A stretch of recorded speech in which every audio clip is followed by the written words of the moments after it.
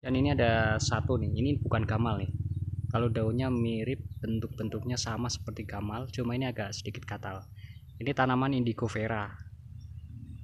Indigo vera juga ini bisa dimanfaatkan untuk tiang vanili, lumayan bagus karena dia rimbun juga daunnya dan percabangan pun banyak. Untuk naungan juga indigo vera ini cukup bagus juga. Dia batangnya juga kokoh, jadi kita nggak perlu buat palang untuk bagian atasnya. Ini udah perantingan udah banyak, nggak repot lagi. Misalkan vanili sudah nyampe ke atas mau kita turunkan lagi udah nggak repot, nggak bingung karena banyak ranting. Ini di saat musim kemarau pun dia subur. Ini cocok juga, bagus, cuma agak sedikit lambat untuk pertumbuhan. Jadi tanam dulu dari biji, nanti usia 1 tahun atau 2 tahun ketika dirasa udah mampu untuk menahan berat batang vanili, baru kita tanam bibitnya.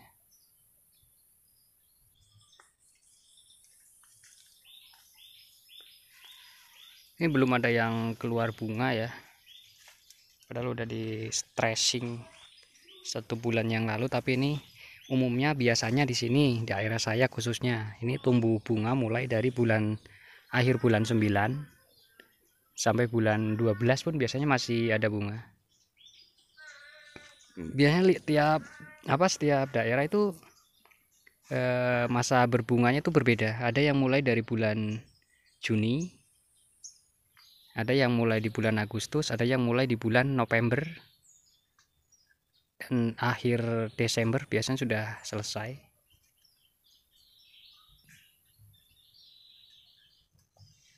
Dan lagi-lagi untuk petani vanili, kita nggak usah takut, nggak usah ribet, nggak usah repot. Kita tanam, kita rawat sebisa kita, sesuai yang kita tahu. Kalau mau melakukan eksperimen yang pengen diketahui seperti apa hasilnya, boleh-boleh saja, silahkan. Tapi kalau bisa itu tidak membuat nyali kita jadi ciut dan takut untuk bertani vanili karena kita berpikir ini ribet, ini susah, dan lain sebagainya.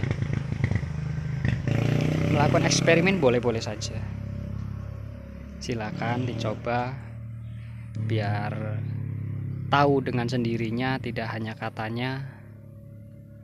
Yang kata orang begini coba, kata orang begitu coba, silakan. Cuma jangan melakukan eksperimen yang menyusahkan diri kita sendiri.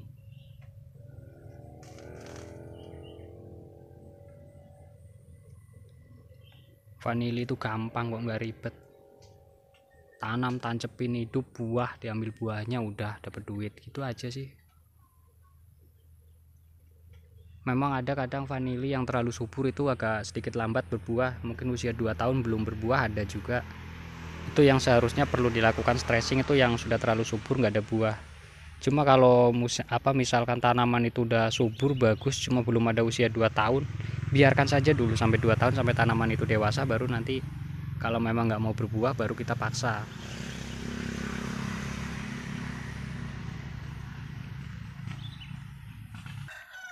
Nih, tunasnya tuh sebesar jempol tangan, tunas di bagian atas itu udah menyentuh ke paranet, itu harus kita turunkan. Kalau nggak kita turunkan pucuknya pasti kuning, bisa mati juga.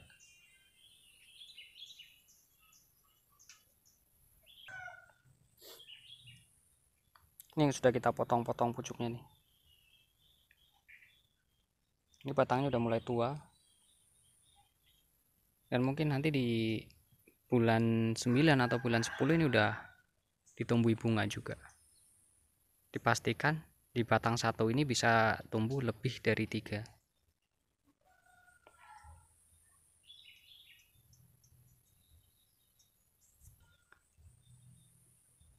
Bekas-bekas potongan udah kering. Nah, ini yang sering dipertanyakan juga nih, apa batang yang sudah pernah berbuah itu harus kita potong karena itu sudah tidak bisa menumbuhkan bunga lagi. Nah, ini satu contoh batang yang sudah berbuah.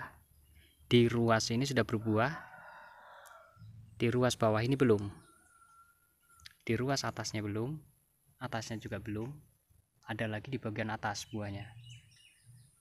Jadi yang sudah pernah berbuah dan sudah pernah dipetik seperti ini jangan dipotong, karena apa, di bagian pucuknya ini masih ada untuk pembuahan tahun berikutnya. Ya kalau misalkan buahnya di sini buah satu, di ujung buah satu, di ruas ini buah satu, di sini buah satu, bisa kita potong dari atas ini. Tapi tidak dipotong pun tidak mengganggu. Jadi biarkan saja sampai batang yang menggantung ini habis, baru kita potong dari atas. Dan ketika kita potong, tunas-tunas barunya pun sudah mulai banyak yang berbuah.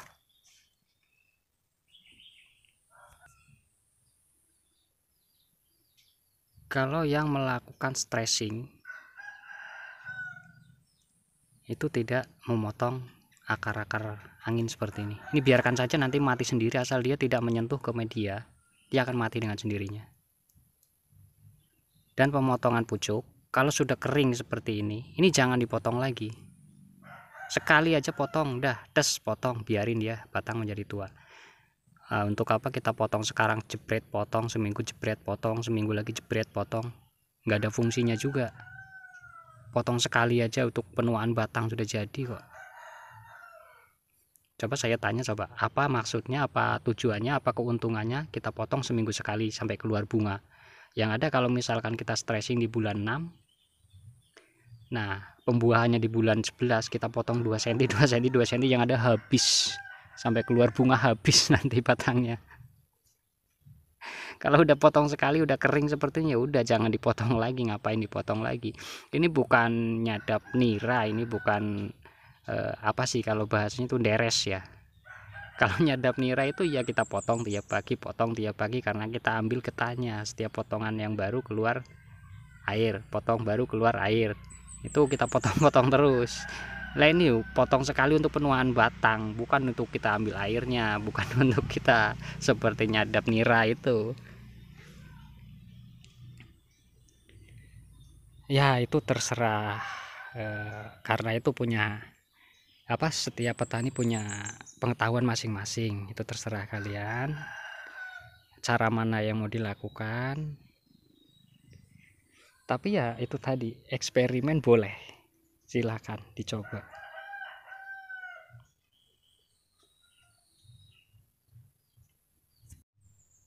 Nah ini di sini nih ada nih, ini contoh yang batang atau tunas mati pucuk dengan sendirinya. Berarti batang ini udah tua, udah siap berbuah. Dia menggantung, bagian pucuk mati dengan sendirinya. Ini biasanya terjadi ketika musim kemarau. Kalau terjadinya musim hujan bukan waktu-waktu pembungaan, matinya mungkin karena penyakit atau karena hama. Nah ini karena musim kemarau, ini batang ini udah semakin tua nih, jadi semakin tua, dan bagian pucuk mati dengan sendirinya. Ini siap berbuah, ini tandanya batang udah cukup dewasa dan siap berbuah. Ini dipastikan tahun ini berbuah. Kalau sampai tidak berbuah ini saya tebang. Ini nanti berarti dia menyalahi kodrat vanili.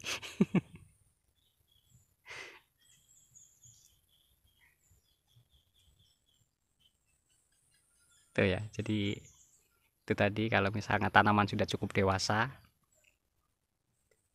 sinarnya, naungannya bagus, tanpa kita stressing dia akan mati sendiri. Jadi apa, mati pucuk dengan sendirinya, nggak perlu kita stressing, dia akan berbuah.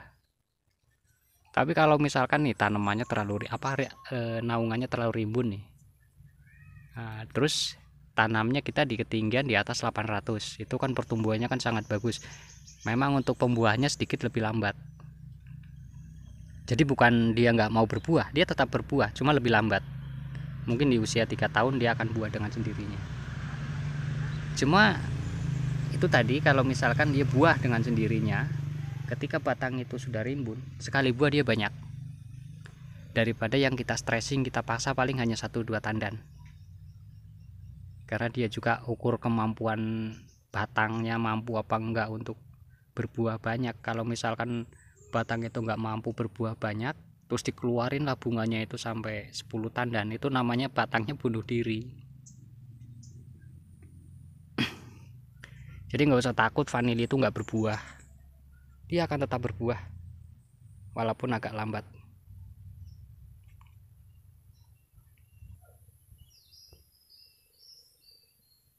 Tuh tunasnya tuh di bagian atas tuh subur-subur.